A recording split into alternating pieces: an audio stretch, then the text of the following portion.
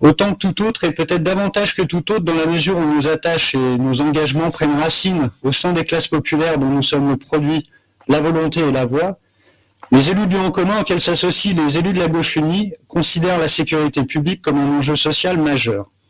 Car les plus pauvres, les plus précaires, les derniers de cordée, sont toujours les premières victimes des violences, des délits et du mépris des lois de la République. Aussi examinons-nous chaque outil au service de ce droit inaliénable à la sécurité, avec rigueur et sans le dogmatisme dont on voudrait nous caricaturer.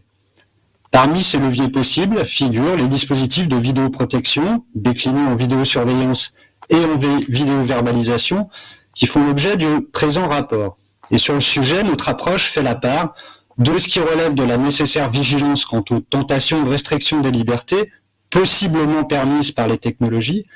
et de ce qui relève de la nécessaire efficience de l'action publique. C'est sur ce chapitre de l'efficience douteuse du dispositif que nous attirons votre attention. Parce qu'une expérimentation suppose qu'elle soit circonscrite dans les délais qui la définissent comme telle et qu'elle se subordonne à une évaluation impartiale destinée à en ajuster la mise en œuvre et en acter, ou pas, la prorogation. Or, ni les chiffres liminaires présentés dans le rapport 1746, ni la temporalité fixée à 3 ans, ni les modus operandi d'évaluation ne répondent à ces conditions sine qua non qui définissent une expérimentation légitimement bornée dans ses attendus et son périmètre, plutôt que l'extension sans vision d'un dispositif coûteux, sans révision ni mesure possible. De sorte que nous souhaitons que le rapport examiné le 28 janvier en conseil municipal intègre 2 amendements. L'ajout d'un 3e délibéré qui pourrait être libellé comme suit: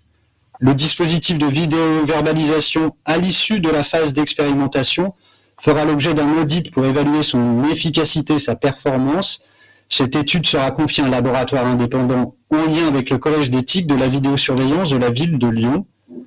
Et deuxième suggestion, la modification du délibéré numéro 1 qui établirait la prorogation de l'expérimentation jusqu'au 28 juillet 2022 plutôt qu'au 28 janvier 2024, c'est-à-dire sur une durée d'1 an et demi subordonnée à une objectivation globale de ces résultats, plutôt que 3 années conclues d'un bréviaire de procès-verbaux.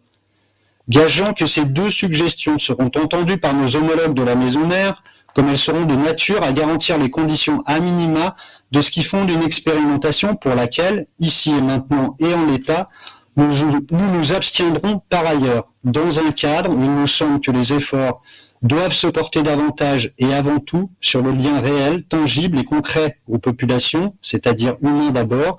qu'il s'agisse d'éducation, de prévention ou d'intervention policière.